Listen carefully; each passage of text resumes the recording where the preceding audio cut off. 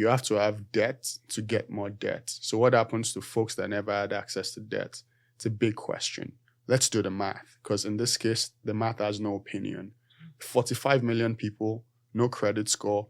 The average debt in America is $92,000. If you do that math, that's $4.1 trillion we're leaving on the table.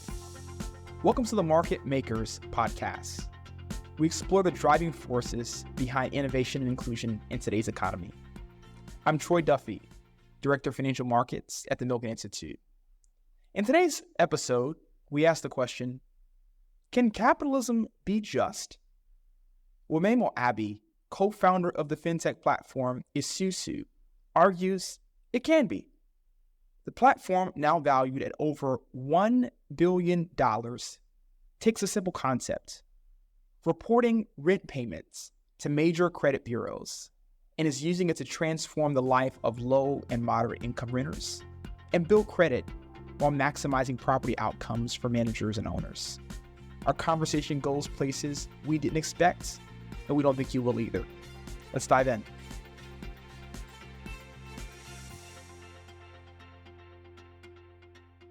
Hi, my name is Troy Duffie. I'm Director of Financial Markets at the Milken Institute.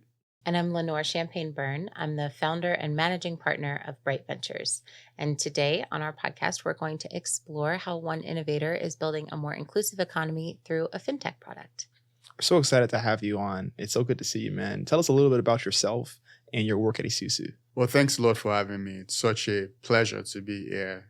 Every time I have the good fortune of talking about Esusu, I always like to go down memory lane and talk about the why, because that's what gets me up every morning to do the work I do. I grew up in the slums of Lagos, Nigeria. I lost my father at the age of 2, and I was raised by my mother and 2 very spirited sisters. And one thing my mother fundamentally believed in was the power of education. My mother worked at the post office for over 21 years, and then, was a widow and didn't necessarily remarry. Well, she believed that education was the most important investment in a child's life. So she afforded my school fees to one of the finest high schools in Nigeria. And that's what led me to this magical place called America. I immigrated from 80-degree weather in Lagos to negative 22 degrees in Minnesota. Oh, no. Which is a character building experience. Yeah. And now my LA friends and New York friends, when I tell them I want to go deer hunt or ice fish, they look at me crazy. But Minnesota played a quintessential role in my journey in the United States. But during that transition, something important happened. My mother and I did not have a credit score. We walked into one of the biggest banks to borrow money, and were turned away and had to go borrow money from a payday loan lender at over 400% interest rate. My mother sold my father's wedding ring. We borrowed money from church members, and that's how we got started in America. So really inspired by that experience and having gotten experience on Wall Street and other institutions, my co-founder and I started Esusu on 3 core premises. No matter where you come from, the color of your skin and your financial identity shouldn't determine where you end up in the wealthiest nation the world has ever seen. So that's my journey, and that's what led us to create this company called Esusu, and I feel like we're just getting started. Wow. Wemimo, thank you so much for sharing that personal narrative. It's always compelling and definitely a through line in our conversations to hear sort of what in the past really sparked the choices you're making today. When you think about your experience and you think about how that is replicated across Americans, those new or longtime residents of our country, what does a market size around financial insecurity look like? And how have you thought about that as you're building Esusu? Absolutely. There are 45 million people in this country that do not have a credit score or are considered what we call credit thin. So they don't have a lot of data on their financial profile. And the system we have, unfortunately, treats you like you're guilty until proven innocent. You have to have debt to get more debt. So what happens to folks that never had access to debt? It's a big question. Let's do the math, because in this case, the math has no opinion. 45 million people, no credit score. The average debt in America is $92,000. If you do that math, that's $4.1 trillion we're leaving on the table. That's not only good for folks that are low to medium income, it's good for us if we can unlock that capital, because we can have more taxpayer dollars, we can have better development, and in my opinion, the rising tide in that case will lift all boats. And number 2, if you look at the statistic of renters in the United States, 36% of Americans rent. They send close to $1.4 trillion to their landlords every year. Less than 10% of that data, when we got in this space, showed up on their credit score. What we've been able to do now is to make sure when they pay their rent, we give credit where credit is due. Because when you pay your mortgage, it shows up on your credit score. When you pay your rent, which is predominantly low to medium income people and people of color, it doesn't show up on their credit score. So that's the essence of what we do at Esusu, to make sure we give credit where credit is due. And if people cannot afford to pay their rent, we also pay them with 0 interest, 0 fees, eviction prevention loans, so they can have a fighting chance. Brian Stevenson once said, we're all better than the worst things we've ever done. Life happens to each and every one of us. A shift might get caught at McDonald's. We might get terminated because things are hard out there.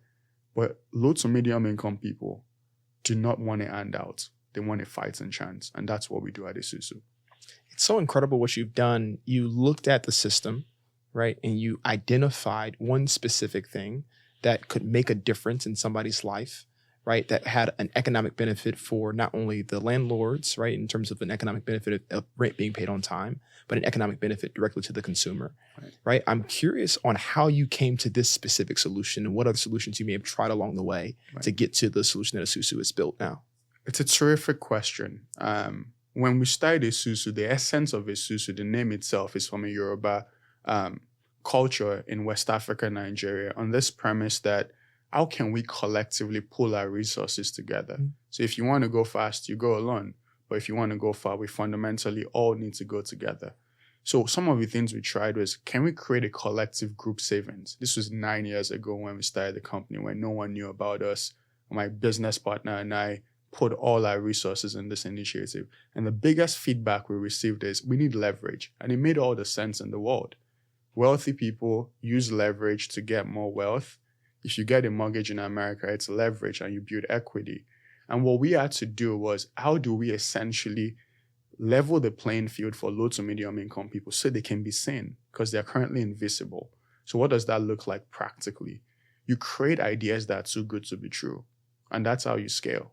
The idea that was too good to be true in our own case was, how do we make sure that low to medium income people can get access to quality financial products? That's what Esusu is all about. How do we take you from financial identity, stability, towards wealth building? Financial identity, when you pay your rent, it shows up on your credit score. Financial stability, if something happens, you have eviction prevention dollars. And then wealth building, and here's where it gets very, very interesting. Ever since we started reporting rental data, Esusu, through this initiative for folks that have established their credit scores for the first time, now close to 120,000 people, and folks that have improved their credit scores, guess how much dollars we've unlocked in mortgages, auto loans, personal loans, and other financing. Guess. Give us a number. I don't know. No, you can guess. I can't even imagine. Tell us, please. $1 billion. We're thinking too small. Esusu has unlocked $22 billion Wow. for folks that otherwise would not be included. And that's why I said we're getting started, because we still have, over $1 trillion to go. It's a simple idea that makes people be seen. Of that $22 billion, that was at the end of last year, $14 billion of that was mortgages. It's the biggest driver of wealth in this country. And we're doing it unapologetically, giving people a fighting chance. We always say, think outside the box. The issue is we don't give resources to people that are outside the box. We give resources to people that are inside the box to think outside the box. How's that going to work? Right. I grew up in the slums. I have nothing to lose. If you take everything away from me, the only thing you can hurt is me paying my mother's rent. And now she has a mortgage also. But I'm not beholden to anyone. Mm-hmm. So I'm outside the box. I'll continue to fight every day, wake up at 4 a.m. to make sure low to medium income people have a fighting chance. Absolutely. Okay, speaking of out of the box, I noticed on your beautiful jacket, there's some embroidery. Can you show us what that says and tell us about it? Yeah, what's on there is justice capitalism. I wear it as a badge of honor to remind me every day of the work we do. The current construct of the capitalist system does not work. You have the bourgeois and you have the proletariat. You have the winners and you have the losers. Life is not supposed to be like that. What we constructed at Esusu is a win-win-win approach. A win for the landlord, because guess what? If a renter can pay rent, instead of evicting them, they can accept zero interest rent relief paid directly to them. A win for the renter, because they can establish or build their credit score, have stability, and build wealth eventually.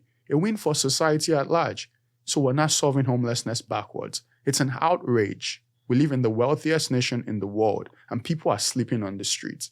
It's an outrage that we have companies that have market cap of $2 trillion plus, and we have people in Los Angeles, San Francisco, New York City sleeping on the streets. We can do better.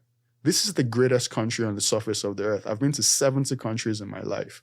I know we can do better. Our assignment is simple: create a more perfect union. And what justice capitalism means is, how can we create a unique form of capitalism? Because it's truly the only thing that works currently, or you can show me a better system, but we just need to lace it with a little bit of justice. And what that means is, it's not a win-lose construct, it's a win-win construct. Just because you as a wealthy person are making money doesn't mean that if a low to medium income people can also get a ladder to come up, you're going to suffer from it. We want to have productive dialogue to make sure that, once again, the rising tide lifts all boats. No one will be left behind. And that's the construct. If you think about the French Revolution, right? You think about the Great Depression. Think about the proletariat and the bourgeois movement, right? It's that construct of the win-lose that gets us into trouble. It's how Rome fell. We are the new Rome, and we are not going to fall because we're going to employ justice capitalism. It's the assignment the founding fathers gave us, and we need to pursue it unapologetically. Can you talk us through, how big Esusu is, so people understand the magnitude of, what you're doing? It's not, not just a handout or, rethinking nonprofit. You have built an incredible company that has, taken on a huge market size. Talk to us about that. Absolutely. Esusu is fairly now, still call Esusu a small company. Yeah. And that's just the way I think. I never get ahead of myself because I know where I come from. Esusu is now over 200 people. We operate in all 50 states in the union. Our owners and operators have over 5 million units. They see rent on an average of over $110 billion, which is significant. And then, we are able to provide eviction prevention dollars also. To give you the quantum, we have lawmakers right now leveraging what we've done from an Esusu perspective to draft laws. We have legislation in California, SB 1157, right, to mandate rent reporting. We have folks in the Senate, bipartisan support to essentially scale the work that we're doing. And above all, Esusu is valued at $1 billion. But let me tell you something. I don't get distracted by that. $1 billion valuation is a valuation that goes up and down. In my eyes, it is a mortgage. But the sweat, blood, and tears we put in every day, wake up at 4 a.m., those are the premiums that we pay down on that mortgage. And one day, we're going to get a good exit whereby 76% of people on our cap table are people of color or women. So next time this company gets an exit, those folks will be able to return money to their investors, and it's going to become a no-brainer to invest in folks that look like me. And number two, to invest in low to medium income solutions that would essentially move the frontiers of this great country forward. I'm utterly patriotic about the United States of America, despite the fact that I was born in Nigeria, because it is truly a special country. But the work that we are doing, the opportunities this country has provided, is what has made Esusu what it is. We're not losing sight of it.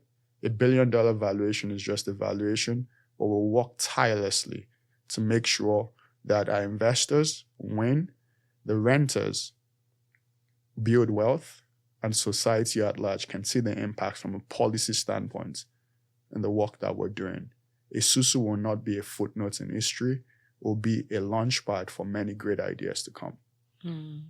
Well, Mimo, as a venture investor, I so appreciate hearing that you don't take the valuation too seriously and you just focus on the job you have to do. It's really encouraging and exciting. I also commend and thank you for your leadership in just pushing us all to think bigger as people who benefit from the United States and who are here to build something new. We thank you. If there's anywhere else that you're building an inclusive economy that you want to share with us, would you tell us that now? I am involved in many things. I think I also believe in the concept of placemaking. I believe in the concept of, artists making their mark, artists that have had a profound impact in my life. When I came to the United States, when I came to New York University for graduate school, I met someone at a company gathering, at a school gathering with one of the deans that led to additional scholarship for me to fulfill my dreams at NYU. So artists have always have a special place in my art because they glorify and amplify things that we otherwise in society might not glorify. So some of the folks that I have the utmost respect for were also good friends. People like Lyndon Barroa who use, Wrigley chewing gums to essentially create portraitures to elevate voices that otherwise won't be heard. We all know about the great works of people like Kehinde Wiley. We know great works of people like Rob Purett. We know works of Michelin Thomas and others. So, those are the people, and then great artists, LA-based like Glenn Kino also. These are the people that I draw sort of contrarian inspiration from because we can't accept the world as is. At least on this construct called Earth would expire at some point. Yeah. What are you looking to fall back on? For me, I have nothing. I grew up in the slums. I don't have anything to lose. Take it all away from me, but I will wake up every day with those contrarian communities to make the world a more perfect place. How can we follow you? I'm available on LinkedIn, so it's just my name, Wemimo Abbey. You can follow Esusu on all mediums on our website, esusu.com. And then you can also follow us on different avenues like Facebook, Instagram, TikTok, and all the other social media platforms that my team know about. But, and yeah, that's the way to find us at Esusu. Wonderful. Thanks again. You got it. That's a wrap on this episode of Market Makers. Special thanks to Wemimo Abbey for joining us and for sharing more about the incredible work that Esusu is doing to bridge financial gaps and empower communities through their innovative financial solutions. If you enjoyed today's conversation, don't forget to subscribe, leave us a review, and share this episode with anyone who's passionate about financial inclusion or technology. You can follow us at ImpactAlpha and wherever else you stream podcasts to stay updated on upcoming episodes and hear more from leaders who are driving change in the world of finance and beyond. Thanks again for tuning into the Market Makers podcast. I'm Lenore Champagne-Beirne, and I'm reminding you today that financial innovation is about more than technology. It's about creating opportunities for everyone.